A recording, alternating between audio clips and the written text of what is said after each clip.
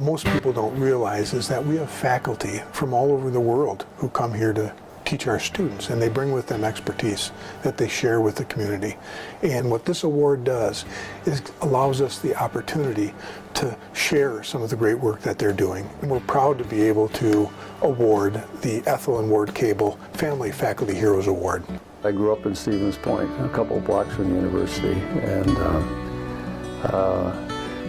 my parents were our heroes, were my heroes, but lost my dad when we were quite young, and my mother was really the one that raised us and took care of us and lived a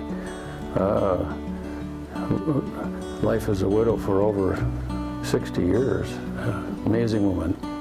And little Ethel will always be an inspiration to me, whether she's living or gone. And I am so happy to be a part of this Heroes Fund. Giving back to the university was always something I think that she would be real pleased about that. I don't think there has been a year in my career that I haven't had an alumni reach out to me and tell me thank you for teaching me the importance of treating our whole patient and not just an injury. It's an algae action plan. It's the ability to ask someone how they're doing and to be confident in responding regardless of the answer. We teach a lot about listening skills, really how to listen non-judgmentally and not to think about our own biases or our own lens, but really to hear that person speaking from what's going on from their perspective. We focus on giving that reassurance, giving that hope that they're not alone, that while we can't magically fix people, that there's people out there, there's processes, there's hope. We have a big focus on in mental health. First aid training is in hope. And then it's getting the encouragement for help. So again, they look at two different support systems, and it's encouraging self-help. What can that person be doing maybe in that moment? And then encouraging professional help. So understanding what that looks like and exploring the different options, because not everyone is comfortable with every option.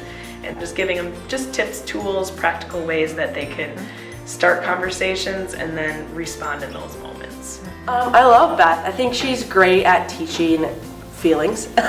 She's great at knowing how to kind of, it's not like she would never judge anyone. She would never say like, that's little, don't stress about it, because everyone's stressors is different, and she recognizes that. I think that's great. That's what professors are supposed to do, and she does even more. So we roll that in for our athletic training students in our MSAT curriculum. They get that in their humanistic aspects of athletic training. That is one of the biggest priorities of our athletic training programs here at UWSP, is that we always teach the humanistic aspect, or the person-centered care part of athletic training. That everyone, there's going to be a lot of different ACL injuries, you're going to see an ankle sprain. Each person that has that injury is going to respond differently. So our athletic training students, we prioritize them understanding the person that's injured, not just the injury. So we look at not just mental health first aid training, but we do implicit bias training. We do cultural competent care training. I mean, we really have to look at the people that we're going to work with are always going to be people. And so we need to work with their ever-changing needs. And I think that's where UWSP has always stood out, is that we recognize the importance of the people that we treat and that we're going to work with, and that's something we've always shown to our students. I think the biggest tool that she taught is when we talk to people, sometimes ourselves can think we're a burden to maybe friends, family, and she's like, well, how do you feel then when someone comes to you? And we were all like, oh, we feel like really good. Like, that's great when someone wants to talk to us. She's like, so that's how they feel when you talk to them.